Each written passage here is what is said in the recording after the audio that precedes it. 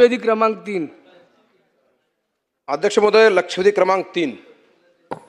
अध्यक्ष महोदय, छापल्याप्रमाणे. अध्यक्ष महोदय, लातूरच नाही तर संपूर्ण महाराष्ट्राच्या दृष्टीनं अत्यंत हा महत्त्वाचा विषय आहे. अध्यक्ष महोदय, छापील उत्तर दिलेलं आहे, त्याच्यामध्ये विरोधाभास आहे. एकीकडे आपण म्हणतो की कार्यालयीन शाळा सगळ्या सुविस्ता आहेत आणि पुन्हा आकडेवारी देतो, किती मोडकळी झाल्या आहेत, किती पडाला झाल्या आहेत, किती काय झाल्या आहेत, पूर्ण आकडेवारी माझ्याकडे आहे अध्यक्ष महोदय. पण मला ह्याच्यात आकडेवारीत मला पडायचं नाही आहे.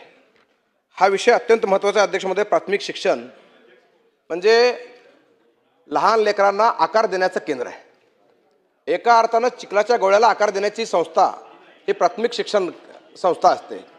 अध्यक्ष महोदय, अशा परिस्थितीमध्ये आपण बघा अध्यक्ष महोदय, आज सुद्धा उत्तरामध्ये सांगितलंय की कला क्रीडा कार्यानुभव या शिक्षक याची भरतीसाठी आपण येणाऱ्या काळामध्ये भरती करणार आहोत. अध्यक्ष महोदय, गेल्या 10-15 वर्षापासूनचा विषय आहे. शिक्षकच उपलब्ध नाही, लेकरं शिकायची कशी? आणि अध्यक्ष महोदय, आपल्याला आठवत असेल तर आपण डिजिटल बोर्ड लावतो. डिजिटल बोर्ड लावला म्हणजे शाळा डिजिटल झाली का? तर नाही होत. आता इथं काय म्हणलं उत्तरामध्ये, इंटरनेट शाळांना जवळपास 150 शाळांना इंटरनेट आहे. इंटरनेट आहे म्हणजे काय, किती चालू इंटरनेट किती आहेत त्याचाही विचार करावा लागला अध्यक्ष महोदय. त्यामुळे माझी विनंती आहे अध्यक्ष महोदय, स्पर्धेच्या या युगामध्ये आपली लेकरं टिकली पाहिजे, यासाठी काही ठोस उपाययोजना करण्याची अत्यंत आवश्यकता अध्यक्ष महोदय. अध्यक्ष महोदय, मी तर एका प्राथमिक शिक्षकाचा मुलगा आहे अध्यक्ष महोदय. माझ्या वडिलांची अपेक्षा आहे, रिटायर झाले वडील माझे, आता 85 वर्ष वय आहे वडिलांचं. मला त्यांनी दिवशी बोलून सांगितलं अध्यक्ष महोदय, अरे तू आमदार झाला, या प्राथमिक शिक्षणाकडे काय लक्ष देण्याची गरज आहे. अध्यक्ष महोदय, खरोखरच इथल्या बरेच आमदार प्राथमिक शाळेत शिकलेले आहेत. आज काय अवस्था अध्यक्ष महोदय प्राथमिक शिक्षणा शाळेची, अतिशय दुरावस्था झालेली अध्यक्ष महोदय. आणि मला इकडं असं म्हणायचं सर अध्यक्ष महोदय, आज गेल्या 12-15 वर्षापासून माननीय मोदीजी केंद्रात असतील, माननीय देवेंद्रजी महाराष्ट्रात असतील, सगळेच आपले दोन्ही उपमुख्यमंत्री असतील, अतिशय चांगलं काम चाललेलं आहे. आज महाराष्ट्र चौफेर प्रगती करतोय, प्रत्येक क्षेत्रामध्ये प्रगती करतोय अध्यक्ष महोदय. आपण कुठलेच क्षेत्र राहिलं नाही. आता परवा मी ऐकलं की मेडिकल एज्युकेशनसाठी 5,000 कोटी EDBचं लोन आपण घेतलं, मग आरोग्य पण भक्कम होणार आहे. अध्यक्ष महोदय, हे सगळं होत असताना माझी विनंती माननीय मुख्यमंत्री महोदयांना, सरकारला, माननीय शिक्षण मंत्र्यांना आहे की हे सगळीकडे प्रगती करतोय, सगळं चांगलं चाललंय, पण मूळ जी इन्व्हेस्टमेंट आहे लेकरांची, या लेकरामध्ये इन्व्हेस्टमेंट व्हायला पाहिजे. या प्राथमिक शिक्षण शाळा ह्या चांगल्या बनल्या पाहिजे, हायटेक बनल्या पाहिजे, आणि त्यासाठी आपण विशेष प्रयत्न या निमित्तानं केलं पाहिजे. देश प्रगती करतोय, महाराष्ट्र प्रगती करतोय, पण ज्या वेगानं प्रगती होते महाराष्ट्राची, देशाची, त्याच वेगामध्ये प्राथमिक शिक्षण सुद्धा ह्याच्यामध्ये आलं पाहिजे. आणि आता अपेक्षा वाढल्या जनतेच्या, पालकांच्या, त्यामुळं प्राथमिक शिक्षण सुद्धा चांगल्या क्वालिटी शिक्षण मिळावं यासाठी प्रयत्न करत आहेत. अध्यक्ष महोदय, या निमित्तानं माझा सवाल आहे माननीय मंत्री महोदयांना. एक सवाल माझा पहिला असा अध्यक्ष महोदय की हा विषय लातूरपुरता नाही, संपूर्ण महाराष्ट्रातल्या शाळांमध्ये आज दुरावस्था आहे प्राथमिक शिक्षणाची, आणि म्हणून या संपूर्ण शाळांचं एक आपण A to Z असेसमेंट करणार आहात का?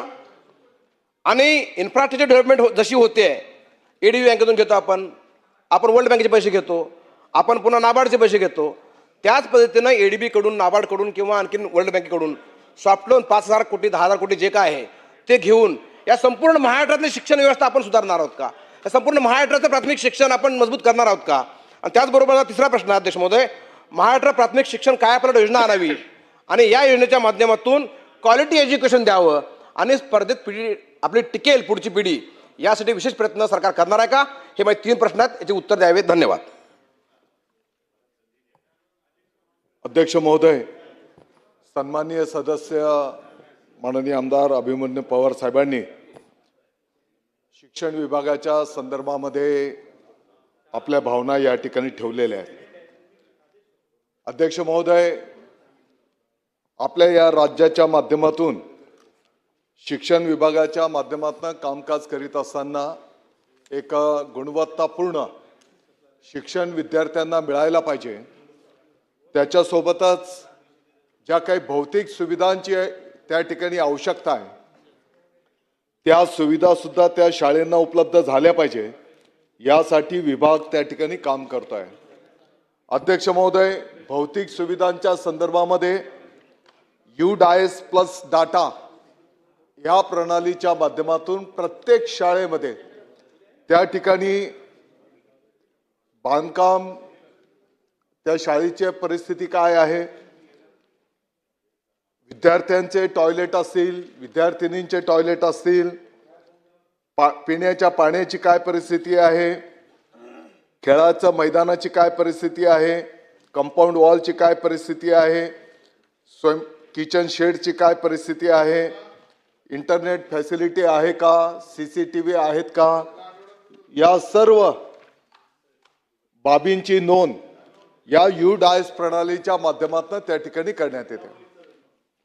अध्यक्ष महोदय, या संदर्भातल्या ज्या काही शाळांच्या पायाभूत सुविधा आहेत या संदर्भामध्ये सुद्धा MPSP द्वारे त्या ठिकाणी सर्वे करण्यात आलेला आहे आणि यासाठी कितीचा निधी लागू शकणार आहे त्याचंही नियोजन त्या ठिकाणी करण्यात आलेलं आहे. अध्यक्ष महोदय, या ठिकाणी मूळ जी काही लक्षवेधी होती त्या लक्षवेधीमध्ये साधारणपणे लातूरचा प्रमुख विषय होता आणि मग राज्यव्यापी या संदर्भातली माहिती त्या ठिकाणी विचारण्यात आलेली होती. अध्यक्ष महोदय, या ज्या काही भौतिक सुविधा आपल्याला उपलब्ध करून द्यायच्या आहेत यासाठी साधारणपणे राज्य सरकार, केंद्र सरकारचा निधी, त्याच्यासोबतच जिल्हा नियोजनच्या माध्यमातून 5% किमान निधी आपण या कामांच्यासाठी त्या ठिकाणी वापरू शकतो. त्याच्यासोबतच कंपाऊंड वॉल सारखं जर काही काम करायचं असेल तर ते मनरेगाच्या माध्यमातून आपण त्या ठिकाणी करू शकतो. जिल्हा परिषदचा सेस निधी आहे, स्थानिक विकास निधी पण आपण वापरू शकतो. सेवाभावी संस्था सुद्धा त्या ठिकाणी सहकार्य करत आहेत. गौण खनिज निधीच्या माध्यमातून पण आपण ह्या भौतिक सुविधा निर्माण करू शकतो आणि CSR आणि लोकसहभागाच्या माध्यमातून सुद्धा अनेक शाळांचं चित्र त्या ठिकाणी अध्यक्ष महोदय बदललं जात आहे. अध्यक्ष महोदय, पाठीमागच्या काळामध्ये शिक्षक भरतीच्या संदर्भामध्ये पण अनेक तक्रारी यायच्या आणि मग पवित्र प्रणाली याद्वारे आता शिक्षक भरती संपूर्ण राज्यामध्ये त्या ठिकाणी केली जाते. आपण मूळ प्रश्नामध्ये लक्षवेधीच्या केंद्र प्रमुखांच्याही संदर्भामध्ये प्रश्न उपस्थित केलेला होता. आत्ताच्या घडीला राज्यव्यापी 4860 ही पदं आहेत आणि याच्या माध्यमातून 50% पदं ही पदोन्नतीच्या माध्यमातून आणि 50% पदं ही थेट भरतीच्या माध्यमातून त्या ठिकाणी भरली जातात. अध्यक्ष महोदय, पदोन्नतीच्याही संदर्भामध्ये सर्व विभागाला सूचना करण्यात आलेली आहे आणि लवकरात लवकर ती प्रक्रिया संपन्न करून ही पदोन्नती त्या ठिकाणी केली जाईल आणि थेट भरतीची प्रक्रिया यापूर्वीच कार्यान्वित आहे. येणाऱ्या आठवड्याभरामध्ये त्याचे निकाल त्या ठिकाणी घोषित होऊन मला वाटतं की 1 महिन्यामध्ये ही पदं पण त्या ठिकाणी नियुक्त केली जाणार आहेत. आयुक्त अध्यक्ष महोदय, 12 वर्षांपासून हा प्रश्न प्रलंबित होता आणि तो पण विषय त्या ठिकाणी मार्गी लागलेला आहे. आपण मूळ प्रश्नामध्ये विजेच्या संदर्भातला मुद्दा उपस्थित केलेला आहे आणि राज्य पातळीवरनं वीज बिलाच्या संदर्भामध्ये 18,43,00,000 रुपये देण्यात आलेले आहेत. लातूरचा जिथपर्यंत विषय होता तर 77.42 लक्ष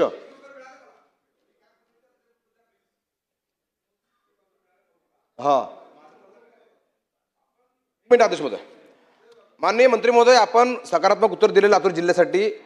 पण तुम्ही जे आकडेवारी दिले ना, मी तुम्हाला दाखवतो. मी जर खोट निघालो मी आमदारकीचा राजीनामा देईल. मी इतकं सिरियसली बोलतोय. पण मला काय म्हणायचं, एकूण लातूरचा विषय नाही आहे, संपूर्ण महाराष्ट्रातले शिक्षण व्यवस्था विषय. अध्यक्ष महोदय, प्राथमिक शिक्षण जर तिथं जर मुलगा चांगला बनला तर पुढची पिढी चांगली बनते. म्हणून अध्यक्ष महोदय, प्राथमिक शिक्षण अत्यंत महत्त्वाचं आहे. माझं काय म्हणणं अध्यक्ष महोदय, आपण आता परवा मेडिकल एज्युकेशनला 5,000 कोटी रुपये आणले ADB कडून, मागच्या वेळी 10,000 कोटी रुपये आणले रस्ते विकासाला. तसं ADB असेल, वर्ल्ड बँक असेल किंवा अजून कुठली वित्तीय संस्था असेल जागतिक, सॉफ्ट लोन असेल, हे घेऊन संपूर्ण महाराष्ट्राचे प्राथमिक शिक्षण व्यवस्था निर्माण करणार का चांगली? आपण एक चांगली पिढी घडवणार का पुढच्या वेळेस? हा माझा बेसिक प्रश्न आहे. आता किती टॉयलेट आहेत, किती आहेत, मला माहिती आहे ना. अहो सर, अजून सुद्धा शिक्षक आहेत तर हेडमास्टर नाही, हेडमास्टर आहे तर शिपाई नाही, हेडमास्टर झाडून काढतो शाळेमध्ये, अशी अवस्था आज पण आहे. मला त्यात पडायचं नाही आकडेवारीमध्ये. मला संपूर्ण महाराष्ट्राची काळजी आहे. मी म्हणतो महाराष्ट्राचं शिक्षण व्यवस्था सुधारली पाहिजे, महाराष्ट्राची पुढची पिढी चांगली आली पाहिजे, म्हणून इन्व्हेस्टमेंट आपण करणार का? आपण रस्त्यामध्ये घालतो, पुलामध्ये घालतो, मेट्रोमध्ये करतो, आपण एवढे मोठे पैसे घालतो, शिक्षण व्यवस्थेवर पैसे घालणार का? हा माझा प्रश्न आहे. पहिला लोन घ्या. अध्यक्ष महोदय, शैक्षणिक सुविधा जास्तीत जास्त निर्माण कशा करता येतील, एक गुणवत्तापूर्ण क्वालिटी एज्युकेशन कसं देता येईल, या संदर्भामध्ये शासनाने त्याचा आराखडा तयार केलेला आहे. मी सन्माननीय आमदार महोदयांना आश्वस्त करू इच्छितो, सभागृहाला आश्वस्त करू इच्छितो, येणाऱ्या काळामध्ये याचं प्रतिबिंब प्रत्यक्ष फील्डवर आपल्याला दिसून येईल आणि एक जास्तीत जास्त विद्यार्थी आपल्या या स्थानिक स्वराज्य संस्थांच्या मध्ये ऍडमिशन्स घेताना आपल्याला दिसून येतील. संजय केळकर. अध्यक्ष महोदय, एक मिनिट. हे उत्तर जे दिलेलं आहे अध्यक्ष महोदय, संजय राव. अभिमन्यू अध्यक्ष महोदय, मूळ प्रश्न माझा आहे. अध्यक्ष महोदय, एक एक अध्यक्ष महोदय, मूळ प्रश्न माझा आहे. विजयराव. अध्यक्ष महोदय, मूळ प्रश्न माझा आहे. अध्यक्ष महोदय, मला सांगा, त्यांना मी तर बोलू मंत्री द्या. महोदयांना प्रश्न विचारतो आहे. मंत्री महोदयांचं उत्तर मोगम उत्तर येतं. अध्यक्ष महोदय, विजयराव. मला उत्तर ठोस पाहिजे. अध्यक्ष महोदय, अभिमन्यू काय म्हणतात बघा ना. अभिमन्यू ज्या पद्धतीनं आपण देणार इन्फ्रास्ट्रक्चर आहे, डेव्हलप करतो देणार आहे, आहे. अध्यक्ष महोदय, अभिमन्यू ज्या पद्धतीनं आपण अध्यक्ष महोदय, मला बोलू द्या. अभिमन्यू काय मला म्हणताय संरक्षण ऐका द्या. ना. अध्यक्ष महोदय, संजय राव. माझा मूळ प्रश्नाचं उत्तर माननीय मंत्रिमंडळ देत नाहीत. ते काय म्हणतात, स्थानिक स्वराज्य संस्थेमध्ये विद्यार्थी जातील अशी व्यवस्था करू. माझा प्रश्न मिळ काय आहे? मूळ प्रश्न आपण वर्ल्ड बँक असेल, एडीबी असेल, नाबार्ड असेल, या वित्तीय संस्थाकडून इन्फ्रास्ट्रक्चर डेव्हलपमेंटला पैसे घेतो. बरोबर आहे. आपण मेट्रो करतो, आपण सगळ्या गोष्टी सुविधा, महाराष्ट्र प्रगती करतोय, मला आनंद आहे. पण शिक्षणामध्ये काय होत नाही असं माझा मूळ प्रश्न इथं आहे. आणि तुम्ही काय अडचण आहे लोन घ्यायला? तुम्ही प्रत्येक आता मेडिकल एज्युकेशनवर 5,000 कोटी लोन घेतलं का नाही सांगा मला तुम्ही. मग 5,000 कोटी ते घेत असतील, आपण 5,000 कोटी घ्यायला काय अडचण आहे?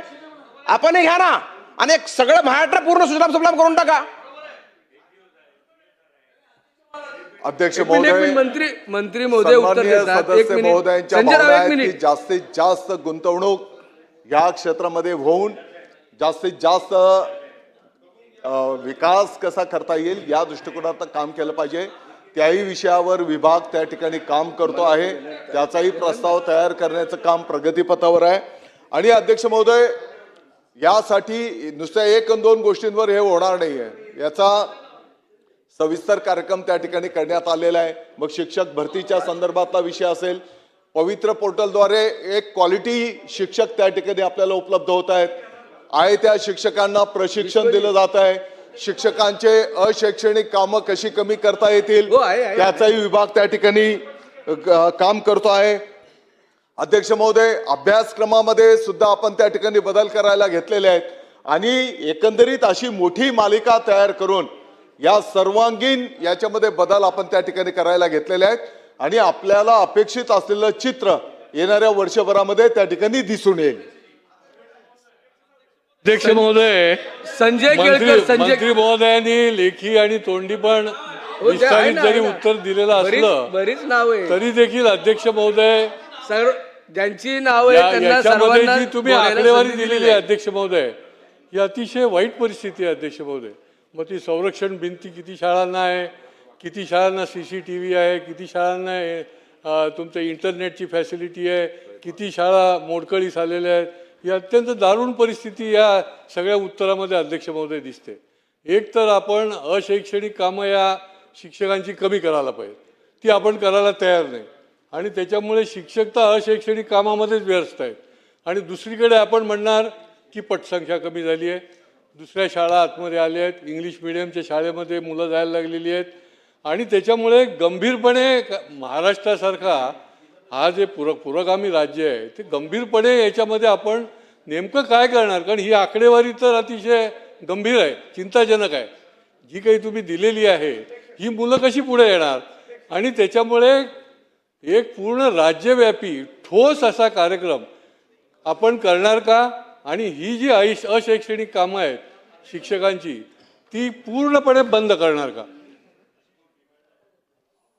अध्यक्ष महोदय, विभागाच्या वतीने शिक्षण क्षेत्राच्या संदर्भातला एक ठोस कार्यक्रम तयार करण्यात आलेला आहे. येणाऱ्या काळामध्ये टप्प्याटप्प्याने त्याच्यावर अंमलबजावणी केली जाते आहे. जिथपर्यंत शिक्षकांच्या अशैक्षणिक कामांचा विषय आहे तर अध्यक्ष महोदय, यापूर्वी जवळपास 15-16 समित्या असायच्या आणि त्या प्रत्येक समितीची माहिती त्या शाळेला दर महिन्याला 3 महिन्याला शासनाला द्यावी लागायची. त्या 14-15 समित्यांचं एकत्रीकरण करून आता फक्त 4 समित्या त्याचा मूळ गाभा तसाच ठेवून त्या ठिकाणी करण्यात आलेला आहे. अशैक्षणिक कामं इतरही कशी कमी करता येतील, वारंवार माहिती देण्याच्या ऐवजी महिन्याच्या शेवटच्या शनिवारी, माहितीचा शनिवार म्हणजे ज्या दिवशी दप्तरमुक्त शाळा असते त्याच दिवशी फक्त शासनाला माहिती देता येईल का, याचाही शासन त्या ठिकाणी विचार करतोय. अध्यक्ष महोदय, आपल्याला माहिती आहे की ग्रामीण भागामध्ये प्रत्येक ग्रामपंचायतीमध्ये जे काही CSC सेंटर आहेत त्या सेंटरच्या माध्यमातून ती माहिती शासनापर्यंत देता येईल का, याचा पण शासन त्या ठिकाणी विचार करतोय. आणि म्हणून आपण आपल्यास माहिती आहे की पाठीमागच्या काळामध्ये साधारणपणे 15,000 पेक्षा जास्ती शिक्षक भरती पवित्र पोर्टलद्वारे संपन्न झाली आहे. आणि येणाऱ्याही काळामध्ये आता जी काही मागणी नोंदवण्यात आली आहे त्या पद्धतीने शिक्षण भरती केली जाते. ह्या शिक्षक भरतीमध्ये होत असताना कला क्रीडाचेही शिक्षक आपण त्या ठिकाणी भरतीमध्ये संपन्न करतो आहोत की जेणेकरून हे पण शिक्षण त्या विद्यार्थ्यांना दिले गेलं पाहिजे.